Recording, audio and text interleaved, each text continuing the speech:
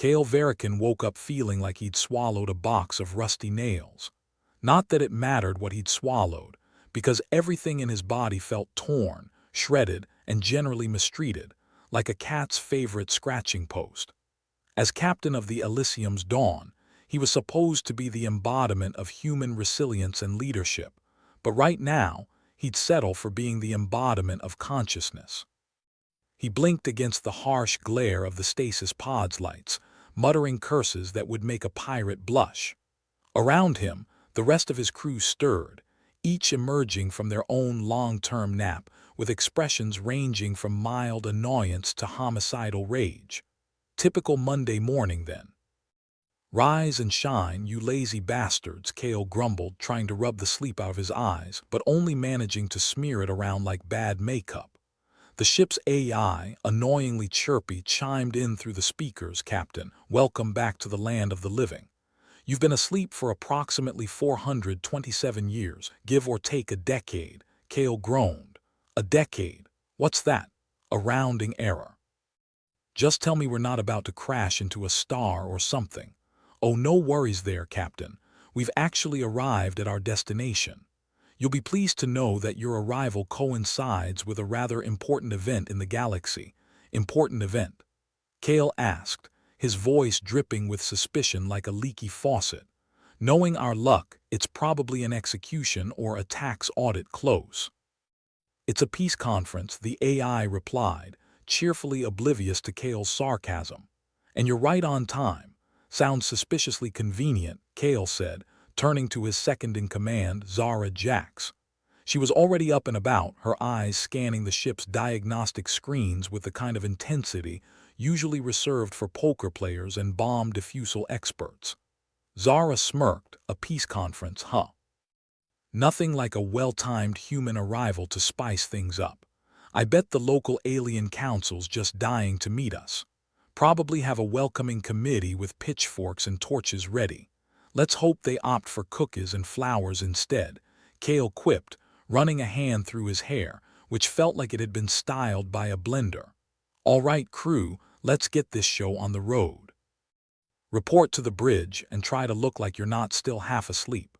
The crew shuffled through the corridors of Elysium's Dawn, the ship's familiar hum beneath their feet, a reassuring constant in an otherwise unknown galaxy. They reached the bridge, taking their stations with the kind of practiced nonchalance that only came from years of training and a few hundred years of enforced inactivity. Kale took his seat, glancing at the star map displayed on the main screen. It was a dizzying array of colors and lines, each one representing a different faction, planet, or potential enemy. "All right, who do we have to bribe, blackmail, or beg to get some answers around here?" Zara punched a few buttons, and a holographic image of a rather officious-looking alien materialized before them. Its skin was a shade of green that would make a lettuce feel self-conscious, and its eyes were like two glistening marbles that saw far more than they should. The alien tilted its head, its expression one of barely concealed disdain. "Ah, the humans. We were expecting you, eventually." "Charming," Kale muttered under his breath. "Sorry for the delay, traffic was a nightmare."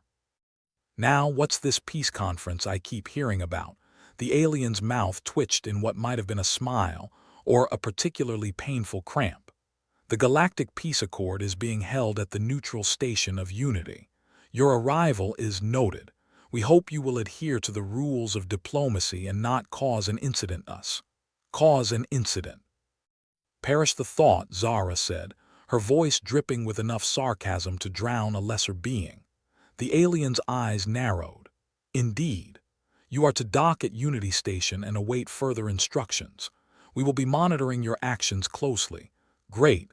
All the fun of being on reality TV without the paycheck," Kale mused as the hologram faded away. "All right, folks. Let's get to Unity and figure out what fresh hell we've woken up to." Docking at Unity was like trying to parallel park with an audience that really wanted you to fail. The station's docking protocols were as welcoming as a porcupine's hug, and Kale couldn't help but wonder if this was deliberate. As the ship settled into place, Kale and Zara led the way to the airlock. the rest of the crew trailing behind with varying degrees of enthusiasm and dread. The station's interior was a stark contrast to the ship's worn corridors, all gleaming surfaces and alien architecture designed to impress and intimidate in equal measure. "Welcome to Unity Station," a voice announced, the smooth, diplomatic tones a stark reminder that they were no longer in Kansas, or any other Earth reference point for that matter. A representative was waiting for them, a small creature with an air of authority that belied its diminutive stature. "I am Lixer, your liaison for the duration of your stay. Please follow me." Kale exchanged a glance with Zara, who shrugged. "What's the worst that could happen?" she asked, her tone suggesting she could think of several possibilities, all involving explosions. They followed Lixer through the station, passing by a diverse array of alien species, each one eyeing the humans with a mix of curiosity, suspicion, and a sprinkle of loathing. Unity Station's conference hall was a grand affair, filled with representatives from every corner of the galaxy, all gathered to bicker over peace like a group of diplomats playing poker with loaded guns. Kale resisted the urge to groan. If there was one universal truth, it was that politicians loved the sound of their own voices. As Lixer led them to their assigned area, Kale could feel the weight of 1,000 alien eyes on him, each one assessing, judging, and probably hoping he'd trip over his own feet. He straightened his shoulders, putting on his best "I'm not here to start a war" expression. "Let's make a good impression," he said to Zara, who snorted in response. "Good impression. We're humans, Kale. The best we can hope for is not getting thrown out the airlock in our underwear." Kale chuckled, though the idea was uncomfortably plausible. "Right, so no underwear trips then. Let's get to it." The next few hours were a blur of introductions, polite chatter, and enough diplomatic doublespeak to make Kale's head spin. He lost count of how many times he'd nodded, smiled, and generally pretended he had any idea what was going on. Zara, meanwhile, was in her element, navigating the political minefield with the grace of a dancer and the precision of a sniper. Kale marveled at her ability to turn even the most insipid conversation into something vaguely interesting. As the conference dragged on, Kale found himself increasingly restless, a nagging sensation at the back of his mind that something wasn't quite right. Call it paranoia, or just good old-fashioned survival instinct, but he'd learned to trust his gut, and right now it was screaming at him like a banshee. Just as he was about to excuse himself, the room fell silent, all eyes turning to the center where an imposing figure had taken the stage. The alien, tall and regal, radiated authority, its presence commanding attention like a black hole with charisma. "Ladies, gentlemen, and various other sentient beings," it began, its voice a smooth, practiced cadence that suggested it had spent an inordinate amount of time listening to its own speeches. "We stand on the brink of a new era, one where peace may finally be within our grasp." Kale suppressed a snort. "Yeah, and pigs might fly," he muttered to Zara, who elbowed him in the ribs. "Shush, Kale, that's the High Chancellor. Try not to get us killed before lunch." The High Chancellor continued, its speech an intricate dance of promises, threats, and veiled insults wrapped in the guise of diplomacy. Kale listened with half an ear, his attention more focused on the way the room seemed to be holding its collective breath, as if waiting for the other shoe to drop. And drop it did. As the High Chancellor finished speaking, a sudden commotion erupted at the back of the hall. Shouts, the unmistakable sound of a struggle, and then chaos as security forces rushed to contain the disturbance. Kale's hand instinctively went to his sidearm, though he knew better than to draw it here. Beside him, Zara was already on high alert, her eyes scanning the room for potential threats. "Looks like we got ourselves an incident," she said, her voice a mix of excitement and concern. "Yeah, and it's not even lunchtime," Kale replied, his mind racing as he tried to piece together what was happening.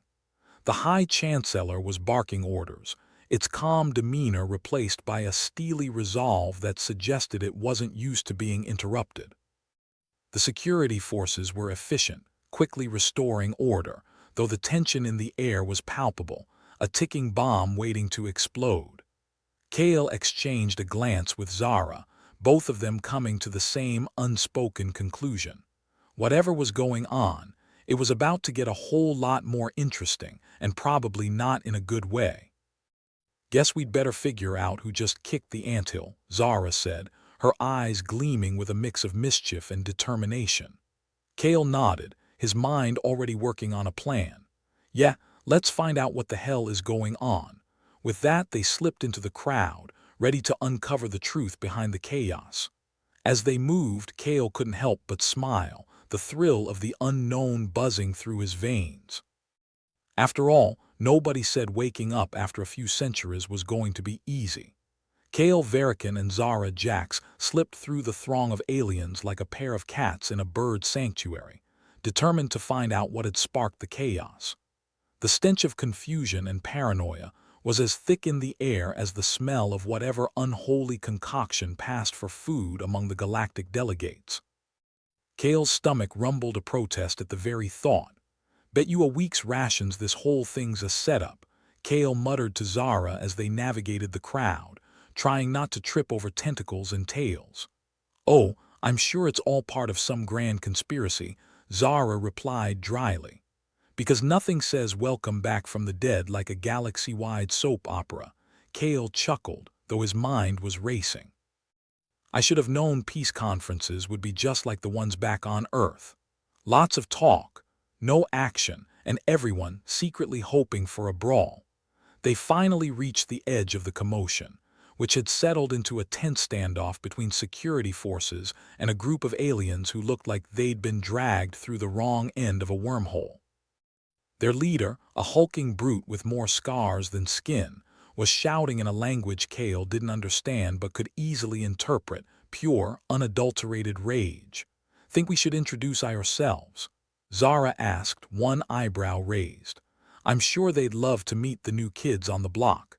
Kale sighed, knowing full well the potential for disaster. "What's the worst that could happen? Besides, if we don't, we'll never hear the end of it from the High Chancellor." Zara nodded, and together they approached the security team, drawing curious glances and a few outright glares from the nearby delegates. The lead security officer, a no-nonsense type with a face like a malfunctioning blender, spotted them and stepped forward, blocking their path. "Humans," the officer said, the word dripping with suspicion. "What do you want?" "Just trying to help out," Kale said, plastering on his most disarming smile, which probably looked more like a grimace. "We're not here to cause trouble. We just woke up from a long nap and wanted to see what all the fuss is about." The officer eyed them for a moment, then stepped aside reluctantly. "Fine. But try anything and you'll be leaving through the nearest airlock." "Understood." "Crystal clear," Zara said, her tone suggesting she'd like to see him try. They approached the leader of the rabble-rousers, who seemed to be taking a breather from yelling his lungs out. Up close, he was even more intimidating, his eyes like pits of molten metal, daring anyone to cross him. "Hey there," Kale said, doing his best impression of a non-threatening diplomat. "Mind telling us what's got you so riled up?" The alien's gaze fixed on Kale, weighing him with the kind of scrutiny reserved for a surprise tax audit. "Why should I talk to you?" It growled, voice like gravel being ground underfoot. "Because we're the only ones stupid enough to ask," Zara suggested. "Look, we're not your enemies. Maybe we can help." The alien's expression softened by a fraction, though it was hard to tell if it was considering their offer or just deciding the best way to dismember them. "Fine, but make it quick." Kale glanced at Zara, then back to the alien leader. "So, what's the story here? Why's everyone ready to tear each other a new one?" The alien took a deep breath, the kind that suggested it was about to launch into a long-winded explanation. "This conference is a joke. The factions here don't want peace. They want power, and they'll use any excuse to get it." "Let me guess," Zara said. "You think the humans are that excuse?" The alien nodded, its eyes narrowing. "Exactly.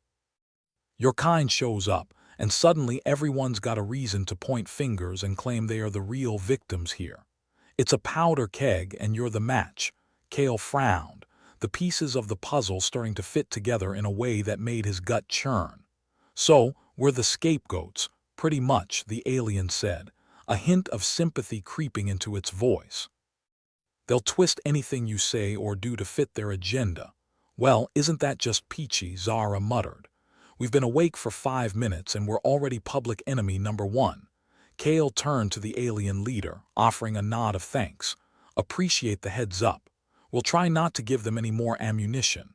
Good luck, the alien said, its tone surprisingly sincere. You'll need it, Kale and Zara stepped back, their minds buzzing with the weight of the revelation. As they made their way back to the main hall, Kale couldn't help but feel a creeping sense of inevitability. They'd barely set foot in this new world, and already they were neck-deep in galactic politics and intrigue. So, what's the plan? Zara asked, her voice steady despite the chaos around them. First, we need to keep our heads down and avoid giving anyone an excuse to start a war, Kale said, his mind working overtime. Then, we need to figure out who's pulling the strings and why they're so eager to see us as the villain. Sounds easy enough, Zara replied, her sarcasm sharp enough to cut glass. Sleuth out the hidden puppet masters while not getting shot. Piece of cake. Exactly, Kale agreed, his grin more of a grimace. Let's hope we're better at this than we were at stasis naps. They returned to their designated area, the din of conversation buzzing in the air like an angry hive. Kale scanned the room, his eyes landing on Lixer, their ever-helpful liaison, who was watching them with an expression of barely concealed curiosity. Think Lixer knows more than he's letting on? Zara asked, following Kale's gaze. Probably, Kale replied, his tone thoughtful. Let's see if we can pry a few more answers out of him. They approached Lixer, the diminutive creature's eyes flicking between them with interest. Captain Verican, Lixer said, the words smooth and polished.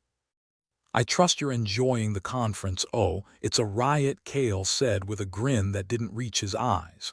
So much fun we're thinking of making it an annual event. Lixer chuckled, the sound more mechanical than genuine. I'm glad you're finding it enlightening. Speaking of which, Zara interjected, her voice casual but probing. Any insights on why everyone seems so keen on blaming us for everything short of the heat death of the universe? Lixer's expression didn't change, but there was a flicker of something in its eyes, a glimmer of unease, perhaps. The galaxy is in a delicate state, Captain. Your arrival, while unexpected, has complicated matters. Complicated, Kale repeated, raising an eyebrow. Funny way to say we're the scapegoats. Lixer hesitated, choosing its words with the care of someone defusing a bomb. Your presence highlights certain tensions. The factions here are wary of any change, and humans represent significant change.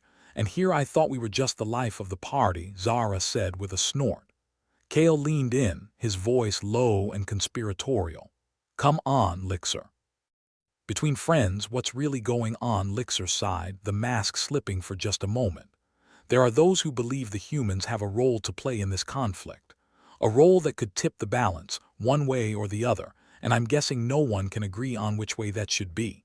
Kale asked, already knowing the answer. Precisely, Lixer said, its voice dropping to a whisper. Some see you as a threat, others as an opportunity. But all are wary of what you might do. Great. Nothing like being the wild card in a game where everyone's holding aces, Zara murmured. Kale straightened, his mind made up. Thanks, Lixer. We'll keep that in mind. Lixer nodded, its expression returning to its usual inscrutable facade. I trust you will make wise choices, Captain. Wise choices. Zara said as they walked away, her voice tinged with disbelief. We're barely keeping our heads above water. Well, at least we know where we stand, Kale replied, his resolve hardening. We've got to figure out who's trying to use us and why. The usual suspects. Zara suggested, ticking them off on her fingers. Power-hungry despots, paranoid xenophobes, or maybe just someone with a grudge against human fashion. All of the above, Kale said with a grim smile. Guess it's time to do a little digging. They spent the next few hours mingling with the delegates, gathering snippets of information like misfit puzzle pieces, fragments of conversations, offhand comments, and the occasional slip of the tongue. It was slow going, but gradually, a picture began to form. One thing became abundantly clear. The galaxy was a powder keg, and the humans were standing on top with a lit match. Factions were split, alliances fracturing under the weight of suspicion and fear. Everyone was looking for an edge, and the humans were just bizarre enough to fit the bill. As the day wore on, Kale and Zara regrouped in a quiet corner, their findings piling up like the aftermath of a party that had spiraled out of control. "So, what do we know?" Zara asked, her expression a mixture of exhaustion and determination. Kale ran a hand through his hair, thinking aloud. "We know we're the new kids on the block, and everyone wants to know if we're friends or foes. We know there's a power struggle going on, and someone thinks we're the key to tipping the scales. And most importantly," Zara added, "we know we've got a big target on our backs." Kale nodded, a sense of grim satisfaction settling over him. "Right. So, we need to play it smart. Figure out who we can trust and who's just waiting for us to slip up." "Trust?" Zara echoed, her voice thick with skepticism. "And here I thought paranoia was the theme of the day." "It still is," Kale replied, his smile more wolfish than warm. "But we're not going to let them take us down without a fight." Zara grinned, her own competitive spirit shining through. "In that case, let's see how they like a little human ingenuity." As the conference continued its endless cycle of posturing and pretense, Kale and Zara slipped back into the fray, determined to find allies among the chaos. The path ahead was fraught with danger, but they were ready to face it head-on. After all, navigating a galaxy on the brink of war wasn't so different from surviving a century-long nap. You took it one step at a time, and hoped you didn't wake up to find yourself in another mess entirely. Or, at least, that was the plan, assuming they lived long enough to see it through. Kale Verican leaned against the bulkhead of Elysium's Dawn, trying to ignore the constant hum of the ship's life support systems as he watched the chaos unfold outside the viewport. The peace conference, if one could call this circus a conference, was a diplomatic minefield. If a single faction didn't shoot them out of sheer paranoia, they'd probably all implode from their collective incompetence. "Kale, I think we're about as popular here as a bug in a salad," said Zara Jax, settling next to him. She folded her arms, the universal sign for "I told you so." Kale sighed. "Yeah, well, at least we're not in stasis anymore, though I'm starting to think that was the safer option." A chirpy voice interrupted them. "Captain Verican, you have a visitor." "An alien diplomat named Zyxar is requesting an audience." "Zyxar?" Kale asked, glancing at Zara. "Never heard of him. This likely to end with us getting our heads blown off." Zara shrugged. "Only one way to find out. Besides, what's the worst that could happen? We're already public enemy number one." "True enough," Kale replied. He gave the command to let their visitor aboard, mentally preparing himself for whatever fresh brand of nonsense awaited. Zyxar was unlike any alien Kale had met before, 3 feet of teal skin and lanky limbs, with eyes that blinked in unsettling unison. It had a voice like a malfunctioning synthesizer, electronic but strangely melodious. "Greetings, humans," Zyxar said, inclining its head. "I trust the peace conference has been enlightening." Kale chuckled without humor. "Enlightening's one way to put it. More like a crash course in intergalactic blame games." Zyxar's lips, or what passed for lips, twitched upward. "Yes, I've noticed your kind has become the center of unwanted attention. A most unfortunate predicament." "Got that right," Zara agreed, eyeing Zyxar with a mix of curiosity and suspicion. "So what makes you any different from the rest of the self-righteous lunatics around here?" "I see potential where others see threat," Zyxar replied smoothly. "Your adaptability is intriguing. My people value such traits in allies." "Adaptability?" Kale echoed, raising an eyebrow. "That's a nice way of saying we're unpredictable and slightly insane." "Precisely why I'm here," Zyxar said. I wish to introduce you to key leaders who might see humanity's emergence as an opportunity rather than a threat. Kale exchanged a glance with Zara. And what's in it for you? Zyxar's eyes shimmered with a hint of mischief. The pleasure of witnessing history unfold. And perhaps the chance to be on the winning side. Sounds like a sweet deal, Zara said sarcastically. But why should we trust you? Because I have no reason to deceive you, Zyxar replied, voice steady. Your survival and by extension your involvement benefits me. Kale pondered this, weighing their options like a gambler holding a questionable hand. All right, Zyxar. We'll meet your leaders, but any funny business and we're out. Understood, Captain Verican, Zyxar said, its smile widening. Follow me. As they left the ship, Kale whispered to Zara, think this is a trap probably, Zara replied nonchalantly. But sitting around isn't getting us anywhere. Zyxar led them through the throngs of delegates, their presence sparking whispers and sidelong glances. The hall was a cacophony of alien languages, each one more guttural or melodic than the last. The atmosphere was tense, like a coiled spring ready to snap.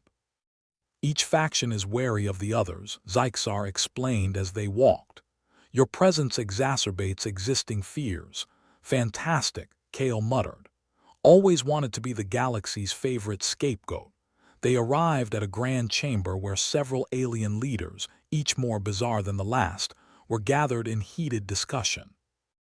Zyxar introduced them with a flourish, esteemed leaders, I present the humans. Kale felt every eye in the room on him, the weight of their suspicion palpable. He cleared his throat, doing his best to sound diplomatic. Pleasure to meet you all. We're here to help, not to cause trouble. A hulking creature with scales like burnished metal snorted. Help. Humans know only destruction. Even your arrival reeks of conquest. Right, Zara said with a roll of her eyes. Because we totally signed up for a 400-year nap just to stir up galactic drama. A slender alien with iridescent skin chimed in. Your arrival is an anomaly. An unknown variable. Unknown, sure, Kale replied, trying to maintain his composure. But we're here now, and maybe that's not such a bad thing. Another leader, this one resembling a bipedal fish with a disturbingly wide grin, leaned forward. What do you propose, human? Kale took a deep breath. Let's work together. We're new here, but we're adaptable. Maybe we can help bridge the gaps. The room fell silent, the leaders exchanging unreadable glances. Zyxar watched with keen interest, as if savoring every moment. Finally, the fish-like leader nodded. Perhaps there is merit in this. But know this, human, any misstep could spell disaster. No pressure, Zara muttered under her breath. Understood, Kale said aloud, his voice firm. We'll do our best. As the meeting concluded, Zyxar escorted them out, its demeanor both pleased and enigmatic. A promising start, Captain Verican, could have gone worse, Kale admitted. Thanks for the introduction, Zyxar. Think they bought it? Zara asked once they were clear of the chamber. They're cautious but intrigued, Zyxar replied. Your presence shifts the dynamics. Use that leverage wisely, Kale nodded, though his mind was still reeling from the encounter. We'll do what we can. But what's your angle in all this, Zyxar? My angle? Zyxar's eyes gleamed with amusement. I find humanity fascinating. In chaos lies opportunity, Captain. You might just be the spark needed to ignite change, or start a fire, Zara quipped. We're good at those, Zyxar chuckled, a curious sound that was oddly comforting. Change often requires a little heat. As they parted ways, Kale couldn't shake the feeling that they were walking a precarious tightrope. Enemies and allies were interchangeable here, and trust was a currency in short supply. Back on Elysium's dawn, Kale and Zara convened in the command center, their thoughts heavy with the implications of their involvement. So we're potential allies to some and potential threats to others, Kale summarized, leaning back in his chair. Pretty much, Zara agreed. And we've got to figure out who's who before someone decides we're more trouble than we're worth. The question is, how do we convince them we're worth keeping around? Kale mused. We've got to show them our value, Zara said, with a glimmer of determination. Humanity's survived worse odds before. We're either going to be heroes or scapegoats, Kale said, the weight of their situation pressing down on him. Or both, Zara added with a sardonic smile. And wouldn't that just be a cosmic joke? Let's hope the universe has a sense of humor, Kale replied, his resolve hardening. We're going to need all the help we can get. The next day, Zyxar returned with news. The leaders are willing to hear you out again. They're intrigued by the idea of human ingenuity. Guess they've never seen us try to assemble flat-pack furniture, Zara remarked dryly. Indeed, Zyxar said, unfazed by the sarcasm. They believe your unpredictability might prove useful or volatile, Kale asked. Perhaps both, Zyxar conceded. But that's precisely why you have my backing. Great, Kale said, feeling the weight of expectation settle on his shoulders. What's the plan? You'll need to attend a series of negotiations over the coming days, Zyxar explained. Convince them of your value and you might just survive this. If we screw up, Zara asked, already knowing the answer. Zyxar's expression was uncharacteristically somber. Then you'll become just another cautionary tale in the annals of galactic history. Wonderful, Kale muttered. Just what I always wanted. Don't worry, Captain, Zyxar said, regaining its usual cryptic cheer. I have faith in your species' ability to thrive in adversity. Adversity? Zara scoffed. Adversity is our middle name. I look forward to seeing how this plays out, Zyxar said, inclining its head before departing. As Kale and Zara prepared for the upcoming negotiations, a mix of dread and determination gripped them. We've got to make this work, Kale said, more to himself than to Zara. We will, Zara replied, her voice steady. We didn't come this far just to fail. Let's show them what humanity's made of, Kale said, his resolve strengthening. Zara grinned, a spark of mischief in her eyes. And if all else fails, we'll just wing it.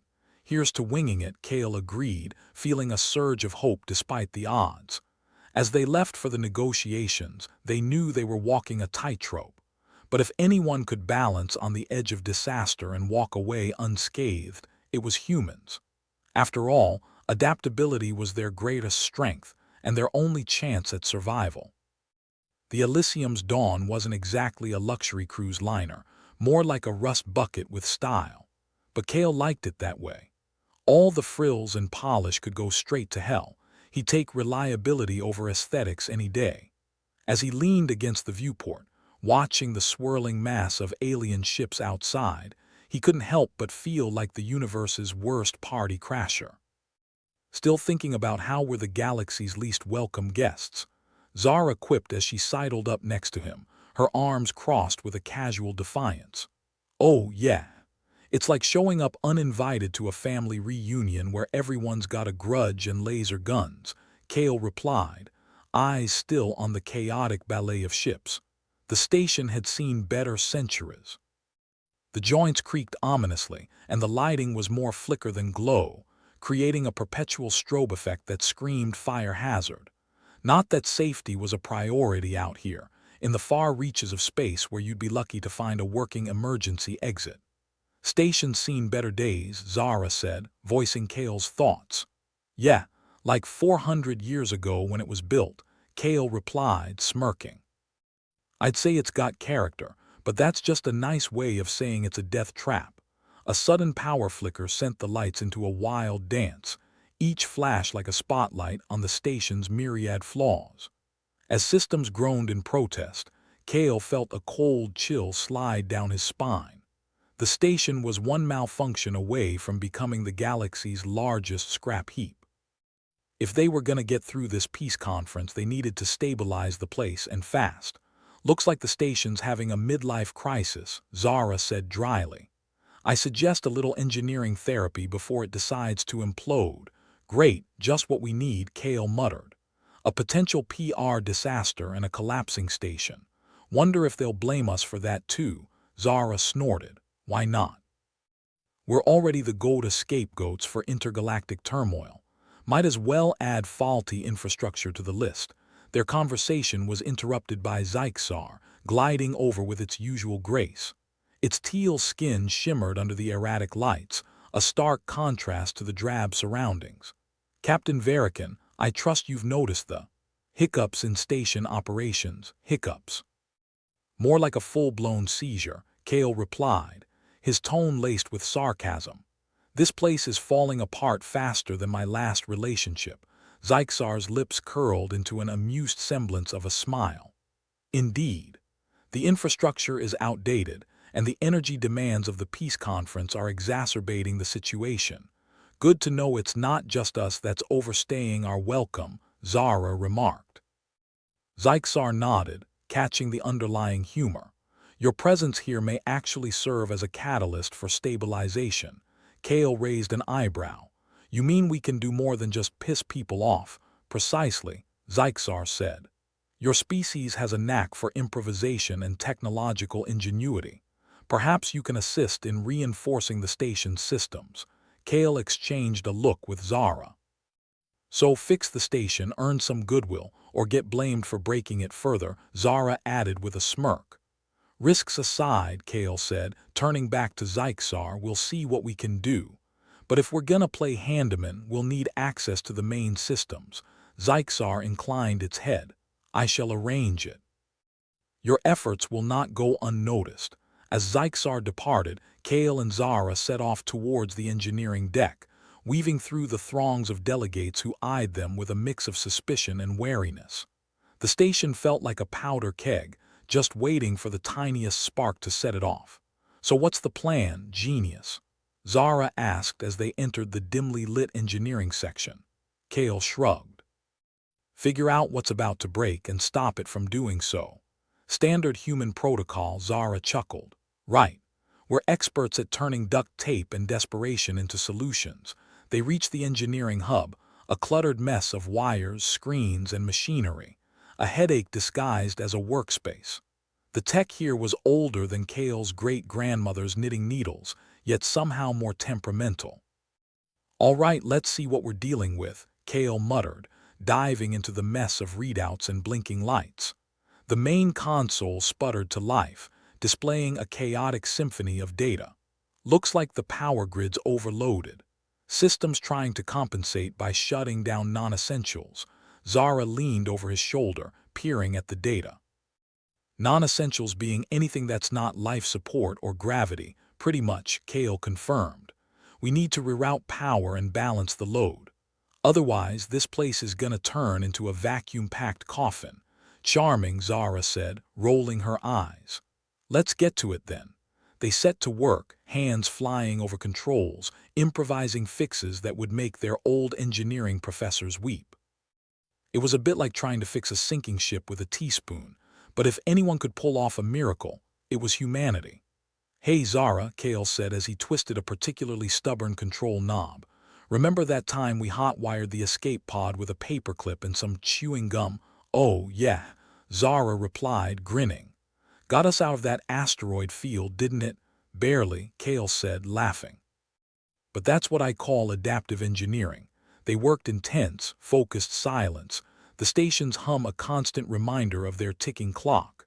As they brought systems back online, the flickering lights stabilized, a small victory in an otherwise crumbling situation. Okay, we've rerouted enough power to keep this place from collapsing under its own incompetence, Kale announced, leaning back with a satisfied sigh. Nice work, Verican, Zara said, clapping him on the shoulder. Now we just have to convince everyone we didn't do this as a distraction for some grand sabotage plot. Oh, they'll find a way to blame us anyway, Kale replied, standing up. But at least we can say we tried. As they made their way back to the main conference hall, Zyxar intercepted them, its expression one of cautious optimism. You've managed to stabilize the infrastructure. Impressive, Kale shrugged. Nothing a bit of human ingenuity and some elbow grease couldn't handle. Indeed, Zyxar said, amusement dancing in its eyes. Your efforts have not gone unnoticed. However, some factions are concerned about your intentions. Of course they are, Zara said with a sigh. We fixed their problems and they still think we're the enemy. Paranoia is a common trait among leaders, Zyxar replied, especially when faced with an unknown factor. Well, they can think what they like, Kale said. We're just trying to keep this bucket of bolts from falling apart. Zyxar nodded. Your actions have added a new dimension to the negotiations. They see the value in your capabilities, but also the potential threat. We'll tread carefully, Kale assured, though he knew that one wrong move could shift them from saviors to scapegoats in the blink of an eye. As they returned to the diplomatic proceedings, Kale couldn't shake the feeling that they were navigating a minefield blindfolded. Every word, every gesture was scrutinized by the gathered leaders, each of whom had their own agenda, suspicions, and fears. Captain Verican, a voice boomed across the chamber belonging to the hulking scaled creature from before. I hear you've been meddling with our systems.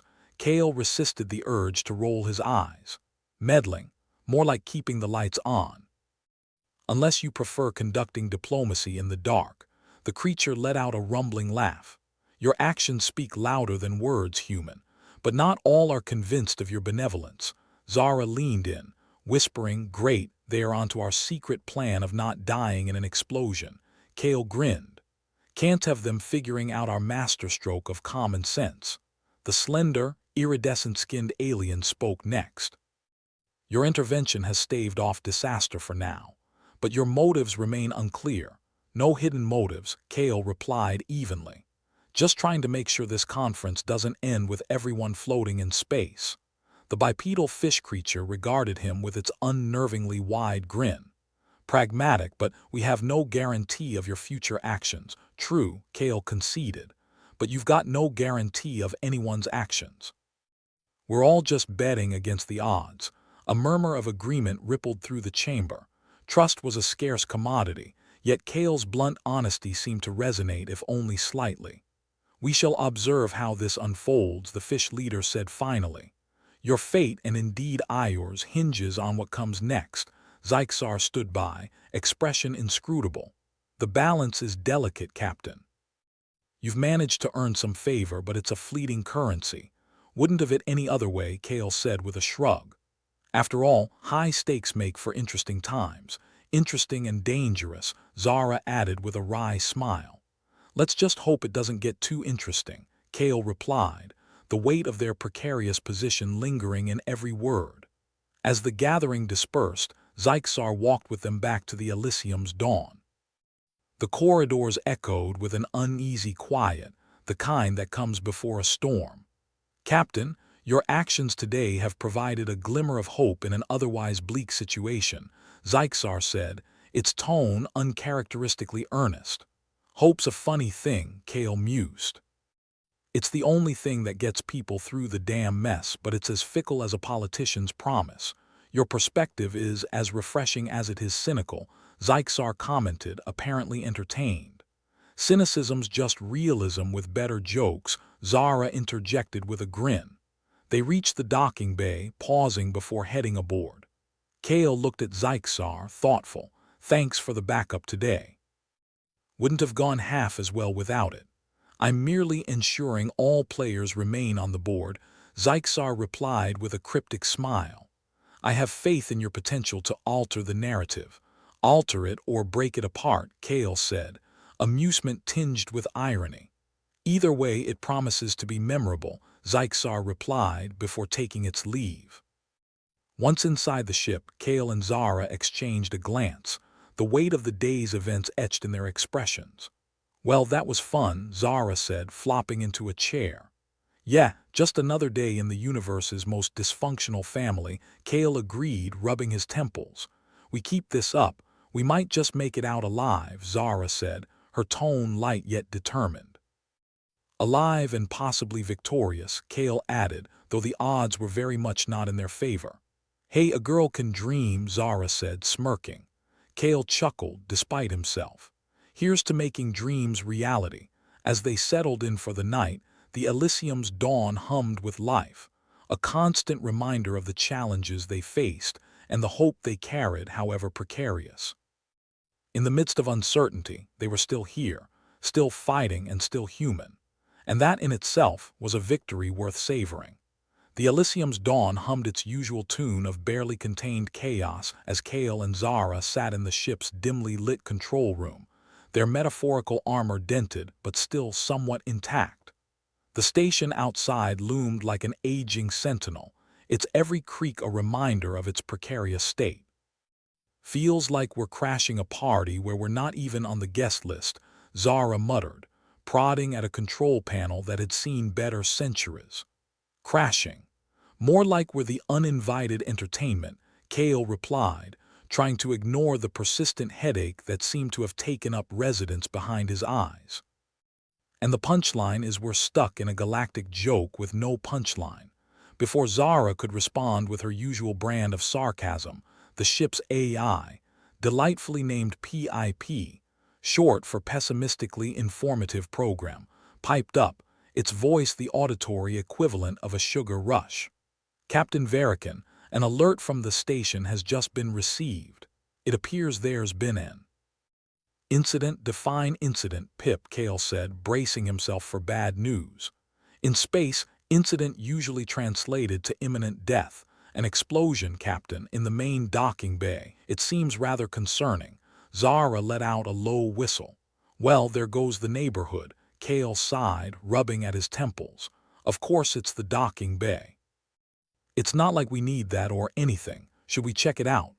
Zara asked, her tone suggesting she'd rather wrestle a space kraken. Yeah, let's add heroic saviors to our list of unappreciated roles. They suited up, their gear a patchwork of outdated designs, each piece telling stories of past misadventures. As they exited the Elysium's dawn, the station's corridors seemed more claustrophobic than ever, every echo a reminder of its fragile state. The docking bay was a scene from a particularly graphic sci-fi horror film. Charred metal hung like grim trophies, and the air was thick with the acrid stench of burnt circuitry. Delegates milled around, voices raised in panic or accusation, often both. Looks like we missed the fireworks, Zara quipped, surveying the damage. Yeah, and now we're the clowns who get to clean up, Kale replied, spotting Zyxar amidst the chaos. The alien diplomat appeared as graceful as ever, which was no small feat given the circumstances. Its teal skin glowed with an inner light, contrasting starkly with the destruction around it.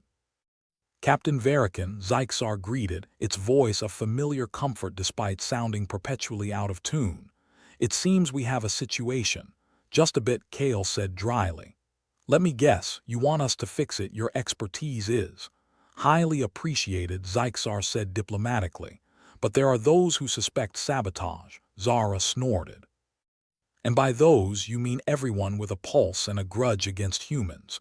Your inference is not incorrect, Zyxar admitted, its expression unreadable but somehow apologetic. Great, Kale grumbled, as if we weren't popular enough. They wandered through the wreckage, picking their way past debris and the accusing glares of station staff and delegates alike. It felt like walking through a minefield where each step could trigger not just an explosion, but the mother of all blame games. Hey, Kale, Zara said, stooping to examine a charred piece of metal. This looks like it was tampered with. Kale crouched beside her, squinting at the evidence. You're right. Somebody didn't just want an explosion, they wanted a spectacle. And guess who's the star of this twisted show? Zara said, raising an eyebrow. Us, naturally. Can't have a tragedy without a couple of scapegoats, Kale replied, pocketing the evidence. They needed answers, and fast. Every second they spent in this volatile environment was another opportunity for someone to pin the blame squarely on them. With tempers flaring, it wouldn't take much more than a whisper to ignite a lynch mob. Zyxar, Kale said, approaching the alien. We're being set up. Someone wants this conference to fail, and we're their patsies. Zyxar nodded, its gaze thoughtful. Others have voiced similar concerns, but we need proof. Zara rolled her eyes. Because evidence is so easy to come by when you're being framed. Indeed, Zyxar replied, unperturbed. However, I may have a lead. Follow me. They trailed Zyxar to what appeared to be a control room, a chaotic mess of screens and readouts, much like the engineering hub from earlier.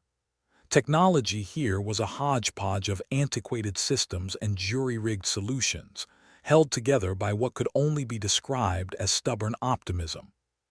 Behold the heart of the station's surveillance network, Zyxar announced, waving a lanky arm towards the nearest screen, or what remains of it. Kale groaned inwardly. The display flickered like it had a personal vendetta against clarity. You call this a network? I've seen sandcastles with more structural integrity. Nonetheless, it may hold the key to identifying the saboteur, Zyxar insisted. Zara tapped at a console, her fingers a blur over mismatched buttons. Let's hope the cameras were rolling during the fireworks.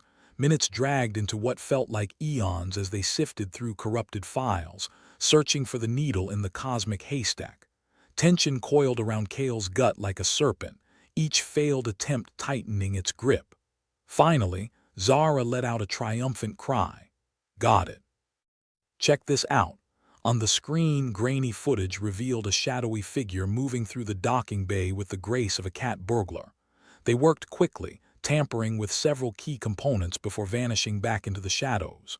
Bingo, Kale said, a grim satisfaction in his voice. We've got them, but not their face, Zara pointed out, frowning. This doesn't help us much if we can't ID the perp. Zyxar considered this. It may not be conclusive, but combined with the evidence you found earlier, it can sway opinion in our favor. That's a start, Kale agreed. But we need to track this bastard down before they strike again. Zyxar nodded, its expression determined. Then we must act swiftly. I will ensure this footage reaches the right channels. You two focus on uncovering the saboteur's identity. Easier said than done, Zara muttered under her breath. With their limited resources dwindling and allies few and far between, Kale and Zara felt the walls closing in. Every movement was watched, every word scrutinized. They were walking a tightrope with no safety net, and the stakes were rising by the minute. Feels like we're playing detective in a game where the rules are made up as we go, Kale said as they retraced their steps through the station's corridors. Detective? More like scapegoat wranglers, Zara replied, barely dodging a group of delegates who gave them looks that could curdle milk. They needed a plan, a real plan, not just the half-baked improvisation that had gotten them this far. With each passing moment, the potential for disaster grew, and not just from the saboteur's machinations. Tensions among the delegates were a powder keg, the blame game only serving to light the fuse. Their footsteps echoed in the empty hallway as the station's creaky infrastructure groaned. It was as if the place itself was fed up with their presence, eager to be rid of them and the chaos they inadvertently brought. Okay, so we know someone's trying to tank this conference, Zara said, her voice low, but why frame us? We've got nothing to gain from this mess. Kale paused, considering. Maybe that's the point. We're outsiders, easy targets. Someone wants to stir the pot and we're the convenient scapegoats. Yeah, well, I'm not about to let them get away with it, Zara replied, determination hardening her features. They returned to the Elysium's dawn, the ship a welcome sanctuary against the hostility beyond. The AI chirpy greeting was almost soothing in its predictability. Welcome back, Captain Verican and Lieutenant Jax, PIP announced. Any progress on uncovering the saboteur? Some, Kale said, slumping into a chair. But we're still far from clearing our names. Zara leaned against the wall, arms crossed. We've got footage and evidence, but no idea who our mystery saboteur is. And time's not on our side. The AI hummed in a way that suggested it was thinking, though what it could do about their predicament was beyond Kale's understanding. Perhaps I can assist in analyzing the footage further, Captain. My databases might be able to identify patterns or anomalies. Kale exchanged a glance with Zara, then nodded. All right, Pip, do your thing. While the AI busied itself with the task, Kale and Zara plotted their next move. They needed allies, someone other than Zyxar to vouch for them, someone who didn't think they were the villains in this piece. Their options were limited. Most of the delegates were more interested in pointing fingers than listening to reason. But there were always those on the fringes of power, the ones who knew that today's enemy could be tomorrow's ally. Who do we know that's desperate enough to help us? Kale mused aloud, drumming his fingers on the armrest. Desperate or crazy? Zara replied with a raised eyebrow. Preferably both, he admitted. They tend to be less predictable.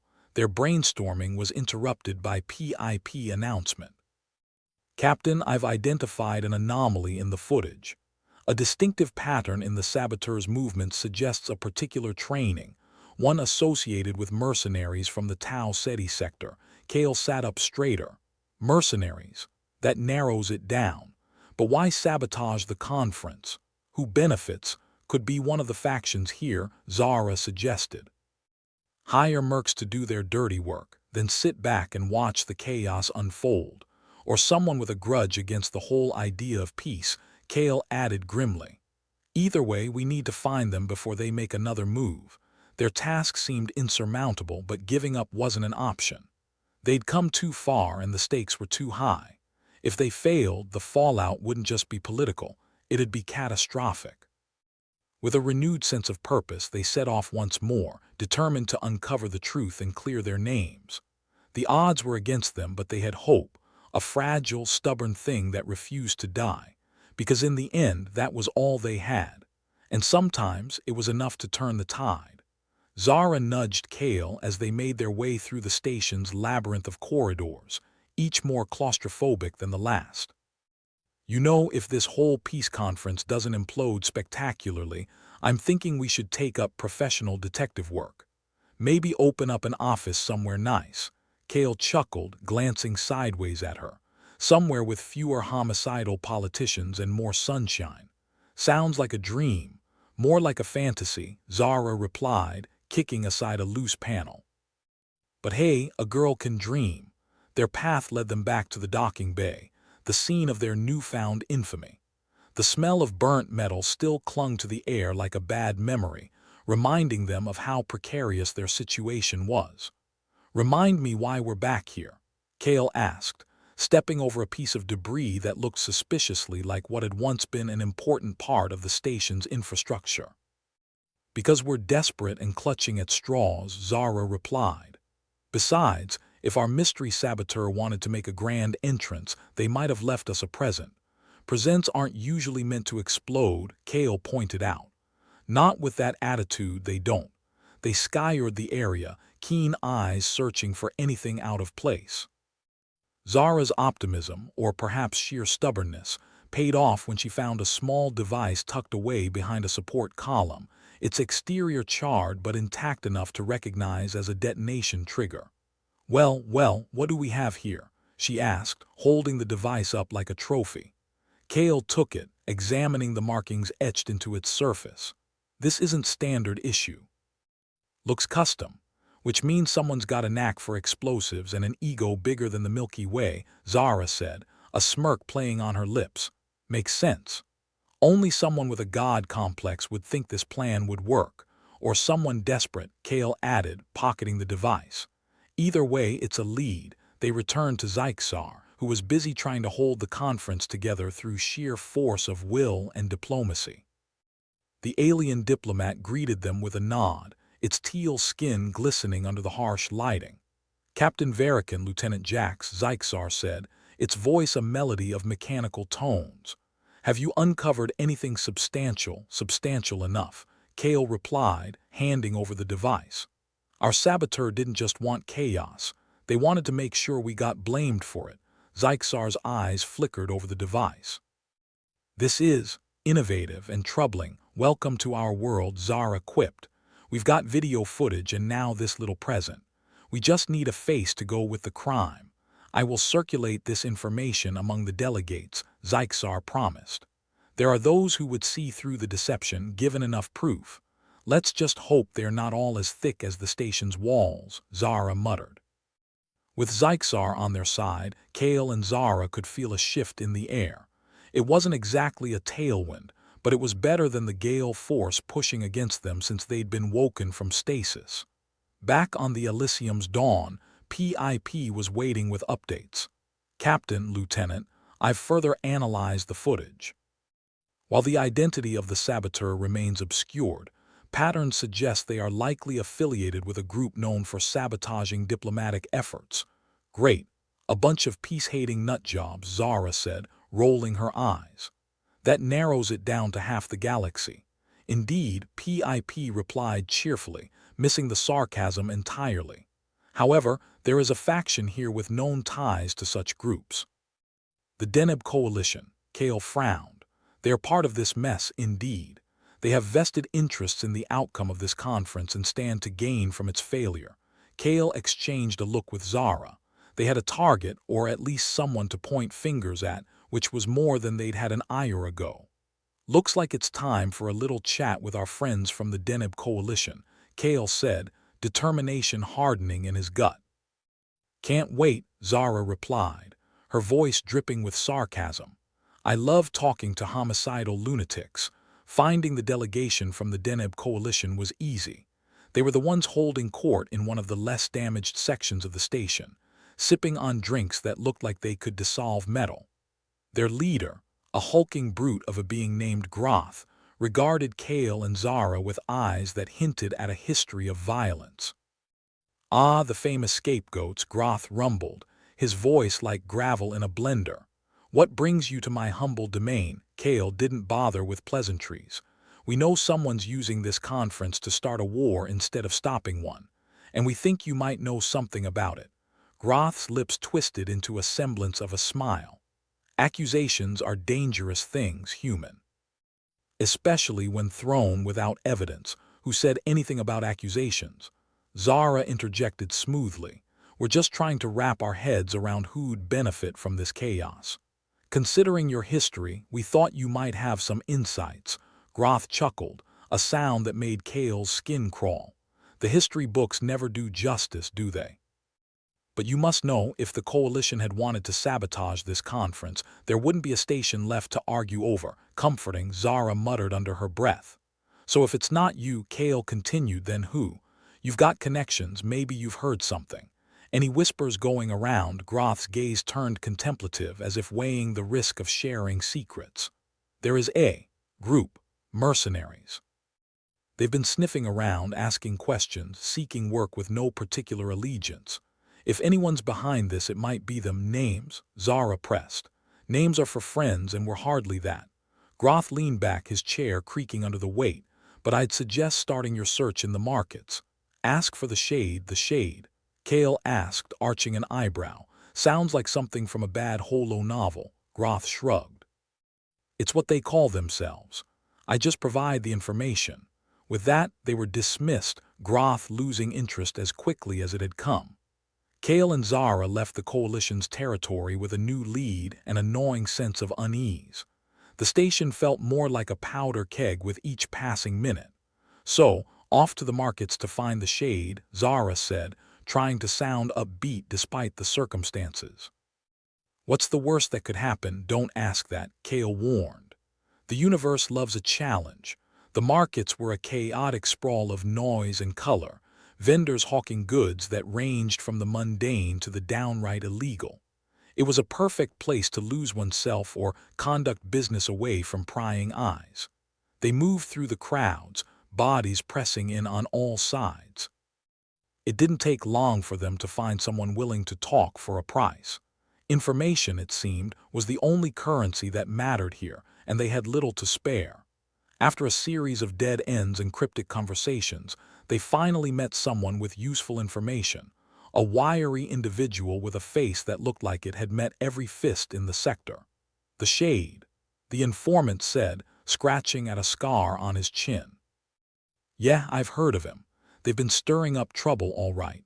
You offering to pay, or is this a charity case? Let's call it a public service, Kale replied dryly. Who are they working for? The informant shrugged. Don't know. They're hired guns, but not the usual kind. These folks live in the shadows. If you're looking to find him, you best be ready for a fight. Story of my life, Zara said with a sigh. Their next step was clear. Find the shade and put an end to their scheme before the conference collapsed entirely. But their path was fraught with danger, and every instinct screamed at Kale that things were about to get a whole lot worse before they got better. With their newfound knowledge, they returned to Zyxar to plan their approach. The alien diplomat was surrounded by delegates, each vying for attention or attempting to avoid blame. It was a circus, and Kale and Zara felt like the unwelcome clowns. Zyxar, Kale began, breaking through the noise. We've got a lead. Mercenaries called the shade. They're behind the sabotage. Zyxar's eyes narrowed, a mix of surprise and concern. The shade. they have a reputation. This is troubling news indeed. Troubling doesn't cover it, Zara said, crossing her arms.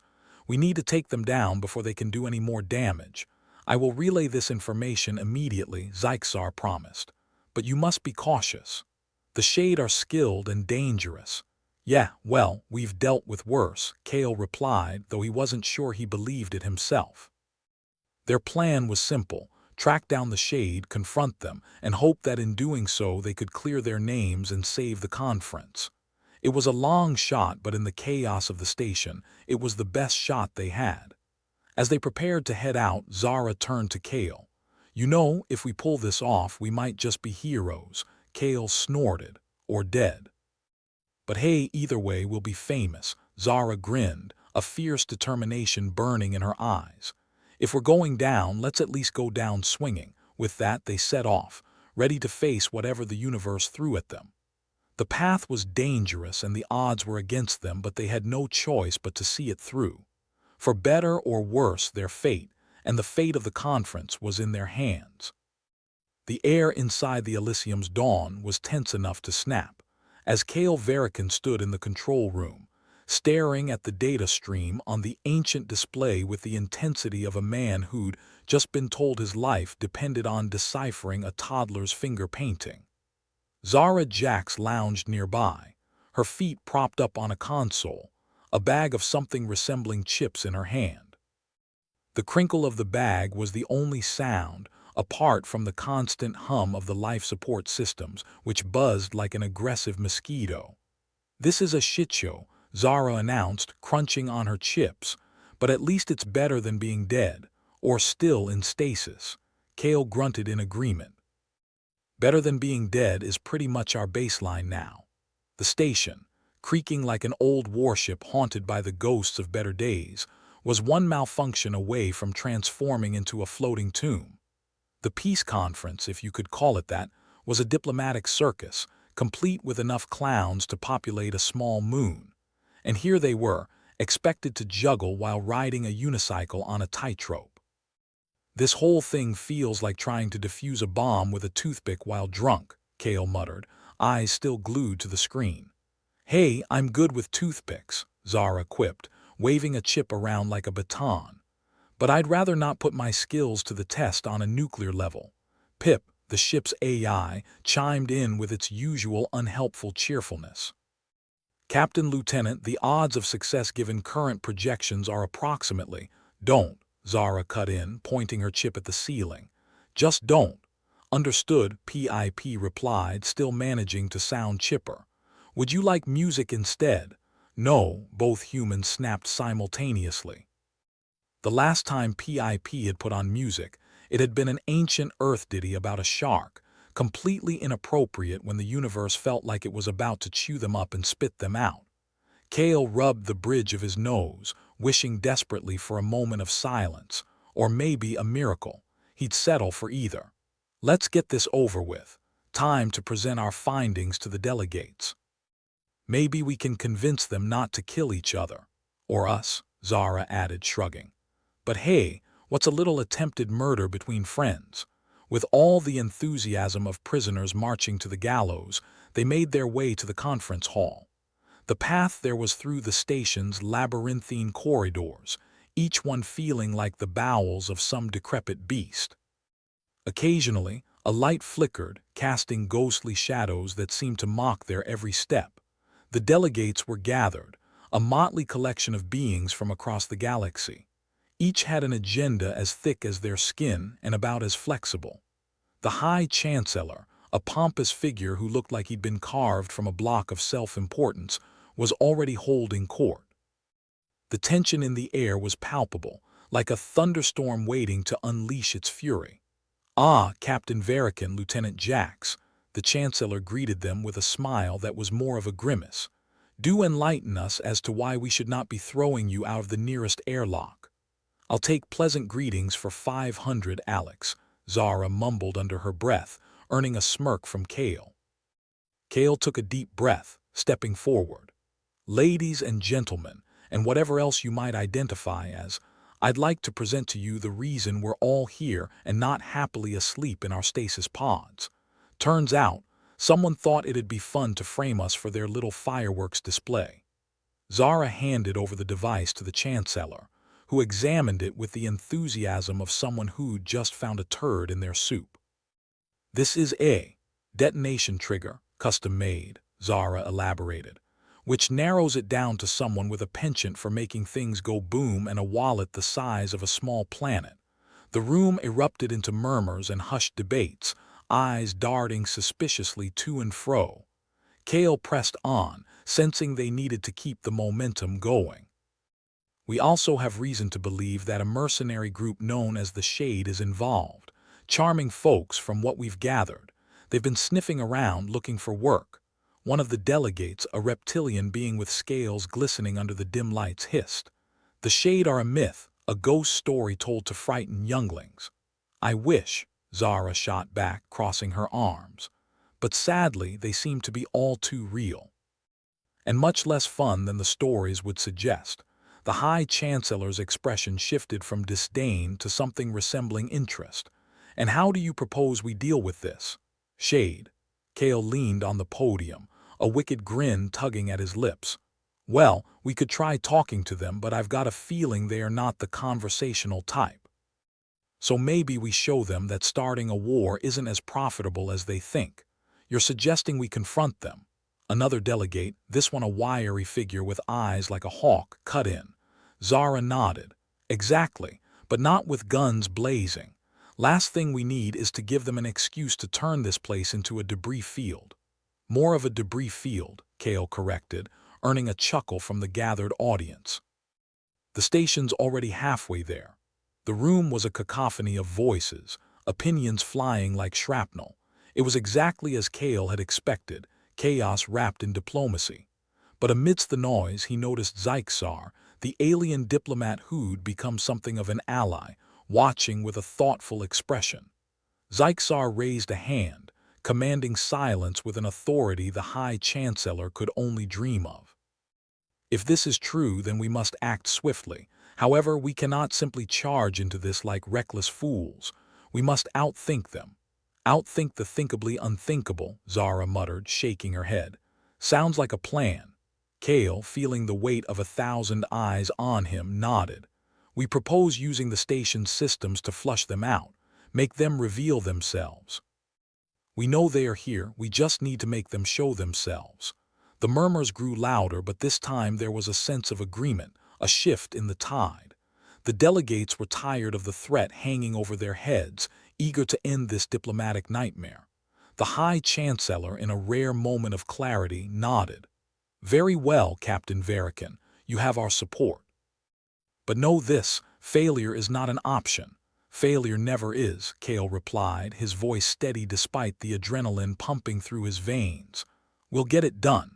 Zara leaned closer to Kale as they walked back to the ship, her voice low. You think we're biting off more than we can chew? Probably, Kale admitted. But what's the worst that could happen? Besides the usual.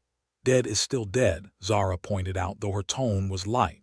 And since we're here, might as well try not to be. With the conference's approval, they returned to Elysium's dawn, where PIP greeted them with its customary enthusiasm. Captain, Lieutenant, welcome back. How did the presentation go? Better than expected, Zara said, slumping into her chair. They didn't lynch us, so that's progress. Excellent, PIP chirped. What is our next course of action?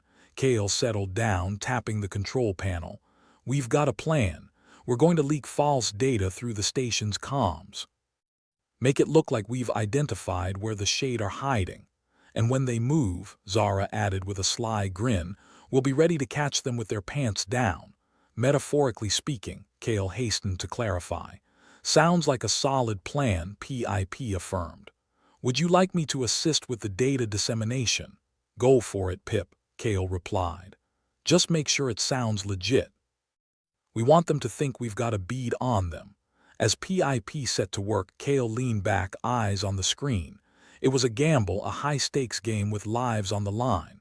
But it was a chance to turn the tables, to show the universe that humanity was more than a scapegoat. So, what's the plan when we catch him? Zara asked, her gaze fixed on the screen. Kale shrugged. Improvise. Maybe throw a few witty one-liners their way. Disarm them with charm. If that fails, we can always shoot them, Zara suggested, a wicked grin tugging at her lips. Sounds like a plan, Kale agreed, though there was more bravado than certainty in his voice. The Iors ticked by, the station a ticking bomb of potential disaster. As tension mounted, Kale and Zara prepared for the confrontation. Every instinct screamed at them to be ready for anything, and every instinct told them this wouldn't end without a fight. Finally, PIP voice broke the silence with its usual cheer. Captain, Lieutenant, the Shade have taken the bait. They are on the move. Kale and Zara exchanged a glance, a mixture of relief and anticipation. Time to finish this, Kale said, standing up. Let's hope they are as stupid as they are dangerous, Zara replied, following him to the airlock. As they left the safety of their ship, heading into the belly of the beast, the odds felt less like a mountain and more like an Everest. But they'd come too far to back down now. It was time to step up, to show the galaxy what humanity was made of. Their path led them through the cramped corridors, every step echoing with the weight of what was to come. The Shade were ahead, shadows in the dark, and Kale knew this was it. Their moment to prove that sometimes, just sometimes, the underdog could bite back. Ready for this? Kale asked, glancing at Zara. Always, she replied, a determined fire in her eyes. And with that, they plunged into the fray, ready to face whatever the universe had to throw their way. Kale Verican stood in the middle of the conference room where moments earlier chaos reigned supreme. Now, with the Shade threat neutralized and their mercenary leaders stuffed into makeshift holding cells, the room had an eerie sort of peace, like a battlefield after all the shouting was done. The delegates were trying to salvage what was left of their decorum, looking like cats caught in a downpour. They were drenched with relief, embarrassment, or a fine concoction of both. Zara Jax lounged beside him, nibbling on whatever remnants of chips she could scrounge from her pocket. Well, that went better than expected. Nobody's dead, and you even managed to look halfway competent, she said with a grin. That's my secret, Kale replied, shrugging. I always aim for mediocrity, keeps expectations manageable. He caught the High Chancellor's eye, now considerably less smug, more bewildered. Like a man who just found out his expensive wine was actually just fancy grape juice. Captain Verican, the Chancellor began, doing his best to sound magnanimous, your actions today, while not entirely orthodox, have proven beneficial. Beneficial, Kale echoed, eyebrows raised. That's one way to describe not getting blown out of an airlock. Zara leaned over, whispering loud enough for everyone to hear. Another way is luckier than a three-legged cat in a dog kennel. The High Chancellor cleared his throat, not appreciating Zara's commentary. We owe you a debt of gratitude. Humanity has shown itself to be a surprisingly valuable ally. I'd say it's been a pleasure, Kale replied, but let's not kid ourselves. This was a diplomatic nightmare dressed in a tuxedo. Murmurs of agreement floated through the room. The delegates began to relax, their agendas temporarily shelved. Zyxar, the alien diplomat who had shown unexpected support, approached Kale with a nod. Captain, it seems you have averted disaster, something many thought impossible. Impossible's just another word for Tuesday, Kale said. Besides, we're more stubborn than a mule on steroids. Zara chuckled, tossing the empty chip bag into the airlock bin with a deft flick. And now that we've saved the day, or at least postponed Armageddon, what's next? A parade in our honor. I'd settle for a medal made of chocolate, Kale replied, glancing around the room. But I guess our work here is done. Time to slink back into the void. The High Chancellor, attempting to regain some semblance of authority, stepped forward. Captain Verican, before you depart, we would like to formally recognize Earth's inclusion in our interstellar coalition. Kale raised an eyebrow. All it took was nearly dying and saving your collective backsides from a bunch of miscreants. Seems fair. Zyxar nodded, his expression one of genuine respect. You have shown resilience, humor, and a surprising knack for chaos management. We could use more of that in this galaxy. Kale inclined his head. Chaos is kind of our specialty. That in making bad decisions look like genius plans. Zara crossed her arms, a grin on her face. So, do we get cool titles now? Galactic Ambassadors of Mischief. Or maybe just the only humans crazy enough to survive this, Kale added. A ripple of laughter passed through the delegates, the tension that had once filled the room dissipating like smoke on the wind. The acknowledgement of humanity's role in the galaxy's future felt like a turning point, albeit one sprinkled with the kind of absurdity only humans could bring to the table. As the delegates dispersed, each eager to return to their respective corners of the universe and forget the whole ordeal, Kale and Zara made their way back to Elysium's dawn. PIP greeted them with its usual chirpy tone. "Welcome back, Captain Lieutenant. I must say, today's events were quite exhilarating." "Exhilarating?" Kale snorted, slumping into the pilot's seat. "If by exhilarating you mean absolutely terrifying, then sure." Zara flopped into her seat beside him. "It's like that time we ended up on that casino planet and accidentally won too much money. Fun until you realize everyone wants you dead." "Exactly," Kale said, flicking switches on the console. "Except this time it's not just a pissed-off casino owner, it's a whole galaxy." "But hey, we're part of it now," Zara said, stretching her arms with a yawn. "Does this mean we get discounts on alien beverages?" PIP chimed in. "I believe diplomatic immunity includes certain recreational benefits," Kale chuckled. "Great. Maybe next time we'll avoid the whole public enemy #1 thing." With a final glance at the view outside, a swirling, chaotic mess of stars and debris, they prepared to leave the station. The universe was still vast and largely indifferent, but for the first time in centuries, humanity had a seat at the table. "Ready to head home?" Kale asked, setting the coordinates. "Home," Zara mused, her voice softer. "Or whatever we'll be calling it now. I guess anywhere but here sounds good." As the ship powered up, Kale couldn't help but feel a surge of optimism, rare, fleeting, but there nonetheless.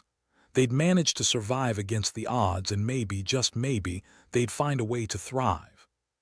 "Let's get going then," he said, pulling the lever that would send them into the vast unknown. "There's a whole galaxy waiting, and I hear they've got some decent snacks out there."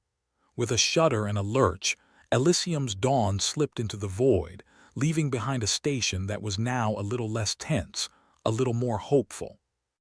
And somewhere in the dark reaches of space, Kale and Zara began their next adventure, one that promised to be just as unpredictable as the last. As they sped away, Zara turned to Kale, a sly smile on her face. "Think we'll ever get used to this whole saving the galaxy gig?" Kale laughed, shaking his head. "Not a chance, but that's what makes it fun, right?" "Right," Zara agreed. "Here's to chaos, then." "To chaos," Kale echoed, feeling a peculiar warmth spreading through him. It was the kind of warmth that came from knowing that, no matter how grim the universe seemed, there was always room for a little light and a whole lot of humor. And as Elysium's dawn sailed through the stars, leaving a trail of possibilities in its wake, Kale and Zara looked forward to whatever came next. Because in a universe as crazy as theirs, the only certainty was that tomorrow would be anything but boring. PIP voice cut through the gentle hum of the ship, as cheery as ever. "Captain, Lieutenant, I have just received a message from the High Chancellor. It seems they are hosting a celebration in your honor next month." "A celebration, huh?" Zara said, eyebrows raised. "Guess they forgot how much they hated us 5 minutes ago." "Selective memory is a politician's best friend," Kale replied, grinning. "But hey, free food, can't argue with that." "Indeed," PIP agreed. "Would you like me to RSVP?" "Sure, why not?" Kale shrugged. "Let's see what intergalactic canapés taste like." Zara chuckled, shaking her head. "I bet they are out of this world." As laughter filled the cockpit, Elysium's dawn continued its journey into the depths of space, carrying with it a crew ready for whatever came next. Because in a galaxy as unpredictable as theirs, the only way to survive was to embrace the chaos and enjoy the ride. With the universe stretching endlessly before them, Kale and Zara knew they were part of something larger now, a future where humanity was more than just a footnote in the annals of history. They were players in a game where the rules were constantly changing, and they couldn't wait to see what came next. "Here's to new beginnings," Kale said, raising an imaginary glass. "And to not getting blown up," Zara added, clinking her invisible glass against his. With a final laugh, they settled back in their seats, watching the stars blur into streaks of light as Elysium's dawn sped onward. Home was somewhere out there, and they had every intention of finding it, one adventure at a time. As they sailed through the cosmos, Kale and Zara knew that the universe was a place of uncertainty and danger. But it was also a place of endless possibility, filled with wonders and mysteries waiting to be discovered. And with that thought in mind, they embarked on their next journey, ready to face whatever the future had in store. Because in the end, it wasn't the destination that mattered, it was the journey. And they were determined to make the most of it, no matter where it led. With a sense of purpose and a touch of irreverence, they set off into the great unknown, leaving behind a galaxy that was just a little bit brighter for their presence. And as the stars danced around them, Kale and Zara knew that they were ready for whatever came next. Because in a universe as vast and unpredictable as theirs, the only certainty was that tomorrow would be anything but boring. And that was just the way they liked it.